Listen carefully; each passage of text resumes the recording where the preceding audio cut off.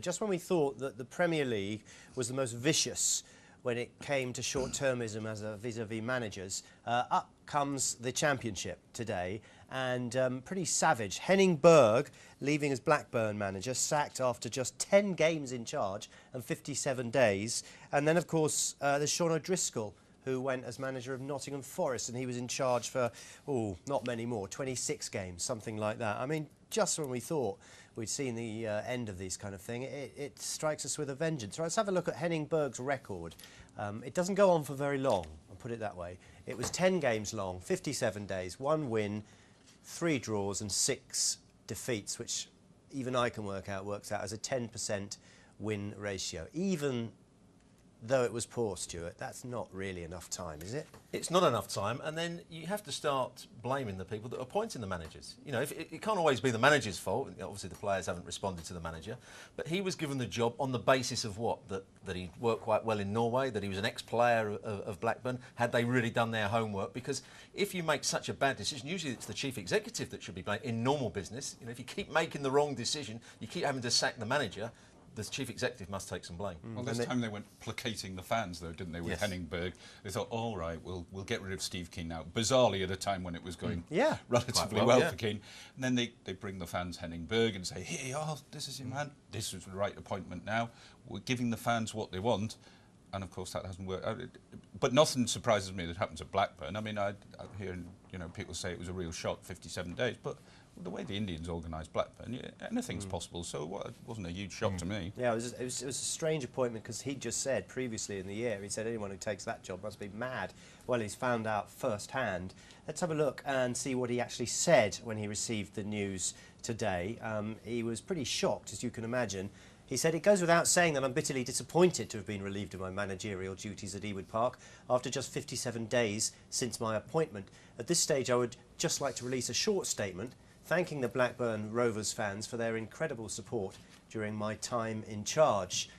I have always enjoyed a fantastic relationship with them, dating back to my playing days, where we shared some great memories. It was an honour for me to manage a club that's so close to my heart, and I now wish all of them every success for the rest of the season and beyond." I'm assuming that this decision has nothing to do with his performance at the Christmas party when he refused to stand on stage and look a bit of an idiot. No, I don't think it had anything to do with that. I wonder how many of the players are involved in it as well, because nowadays, and it's the wrong thing for the chief executive to do, chairman to, they go and talk to senior players on occasions. How's the manager doing? Are the players responding? Has he lost the dressing room? And if the players don't like the manager, they'll be the first people to say, no, it's not really working. But the players get the managers out pretty quickly now. But we have this thing, well, they don't understand the culture of the English game or whatever.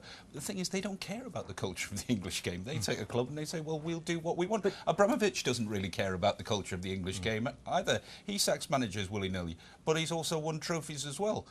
They do it how they want to do it, and we just have to accept it, I'm afraid. It's no good saying it's not how we do it. Well, I understand that rumour about the Venky's was true, that when they took over, they did not know there was relegation from the Premier League, which seems incredible. Speak to a fan. Mikey Delap joins us now. He's a Blackburn Rovers fan. Hello, Mike. Can you hear me?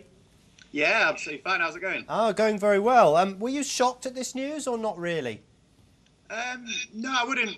I wouldn't say that I was shocked in the slightest. In fact, I think it's actually been on the cards for a little bit. I think, it's getting to the stage now of the Championship where we're entering the bit where the teams sort themselves out and the league sorts itself out, and there's a very lucrative prize at the end of it. So I think this is the sort of the last roll of the dice. So yeah, it actually, in a very, very strange way, makes sense to get rid of him now with the January window. The transfer window coming up shortly. It's just a case of making the right decision now, although I can't say I've got complete faith in the owners to do that. Yeah, what is the fans' relationship with the owners like? Well, I obviously can't swear very much on air, I'm guessing, but it's not brilliant. It's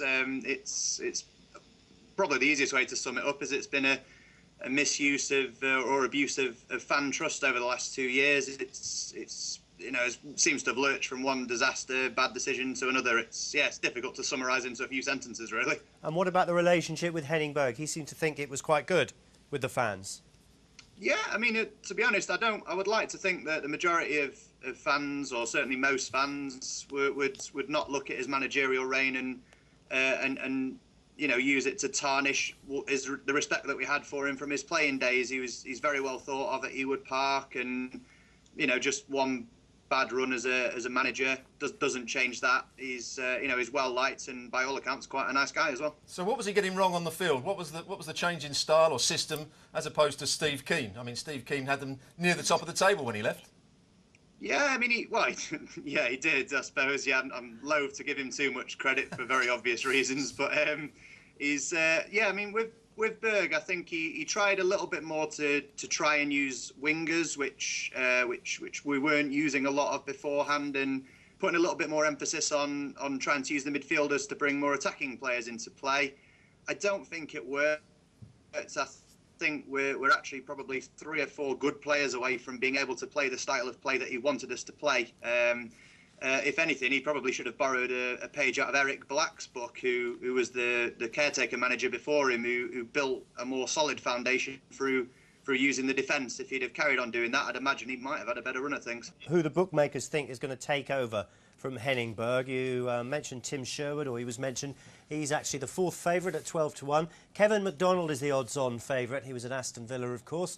Mark Hughes at 5-1. Then Simon Grayson at 10-1. Sean O'Driscoll from Forest is 14-1. Kenny Dalglish, Ole Gunnar Solskjaer 16s, and Alan Shearer, ex-Blackburn Championship winning captain, of course. Alan Shearer 20-1. Who else on that list takes your fancy, Mikey?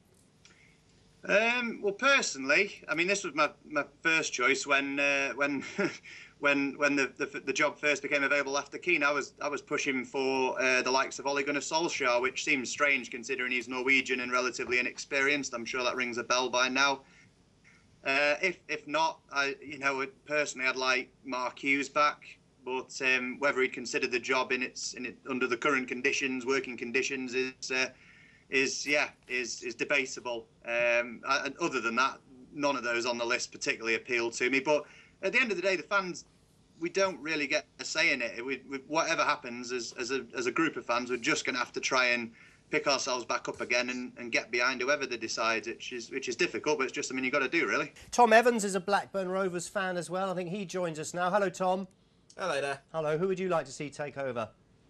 It's a difficult one because there's a lot that's been talked about at the moment. I think Kevin McDonald would be an awful selection just simply because he doesn't have the experience as a manager, and this goes right back to when Sam Allardyce was sacked. The Blackburn fans didn't want a former player to come in that had no managerial experience. They wanted an experienced manager. Getting rid of Sam Allardyce was the first big blunder, and Kevin Keane wasn't the right choice. We've lived through that. Then we've gone down the route of Henning Berg. That obviously hasn't worked. So you think they would learn and pick an experienced manager, either an experienced Premier League manager or an experienced Championship manager. The only name that leaps to my mind is Mark Hughes with his complete backroom team, but he needs to be given the scope to make the decisions, which is not completely what I think. Have you any idea why Kevin McDonald is such a keen favourite? I don't know. I mean, they were talking about replacing Eric Black as assistant manager to give Henning Berg a new lease of life as manager. But I got the impression that they didn't want to hire McDonald because they didn't want to hire somebody only to have to sack them because they were already considering Henning Berg. And I wonder somewhat whether McDonald's name's been thrust forward because he was linked with the assistant manager's job. But from what I've heard over the last few hours, they're considering him as manager, which is quite frankly pathetic. Yeah, I think Kevin McDonald is now 4-9 favourite because they talked to him, frankly. So that's where the odds tend to come down. I thought it might be a big bet somewhere. The odds tend to come down with that, and it looks like he's going to be the man who's going to be in charge. Whether it's going to be long term or not, but that's another question. But at the moment, they've certainly talked to him. Yeah, and just a point that I made earlier on to Mikey. Do you feel that Blackburn could get to the playoffs or not? I think we're more in a relegation fight at the moment. We're only 7 points off the relegation zone. In the last 10 games, we've won 1 and drawn 3. I think that people need to get this idea of promotion well and truly out of their head. We're in a relegation fight and we could be in League One next season. And I'm not saying that as a melodramatic Blackburn Rovers fan. I'm saying it from a point of view of the team looks completely disjointed, and I have absolutely no faith in the owners to appoint a manager who can come in with the experience and get us playing the way we need to be with the players that we've got. Russell has joined us now on the telephone. He's a Blackburn fan. He's just rung in to give us his view. Henning Berg has gone. What do you make of that decision, and what do you make of who might take over? A bit shocked, to be honest. I mean, I thought Berg would have been given a lot more time than what he was given. Obviously, he's a former player. He's our championship winning captain. So obviously a bit gutted about it, but I can see where the club's coming from. He's on a very bad decline at the moment, and we need somebody with a bit more experience to come in and run it. Did you think that Henning Berg was the right sort of replacement for Steve Keane?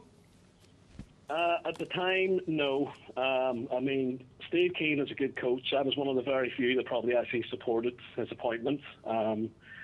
We gave him time.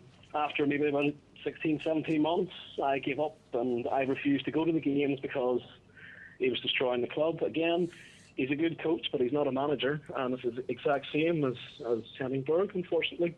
It's not enough time, and then you have to start blaming the people that are appointing the managers. You know, it can't always be the manager's fault. Obviously, the players haven't responded to the manager, but he was given the job on the basis of what? That he worked quite well in Norway, that he was an ex-player of Blackburn. Had they really done their homework? Because if you 7 days, and then of course there's Sean O'Driscoll, who went as manager of Nottingham Forest, and he was in charge for, not many more, 26 games, something like that. I mean, just when we thought we'd seen the end of this kind of thing, it strikes us with a vengeance. Right, let's have a look at Henning Berg's record.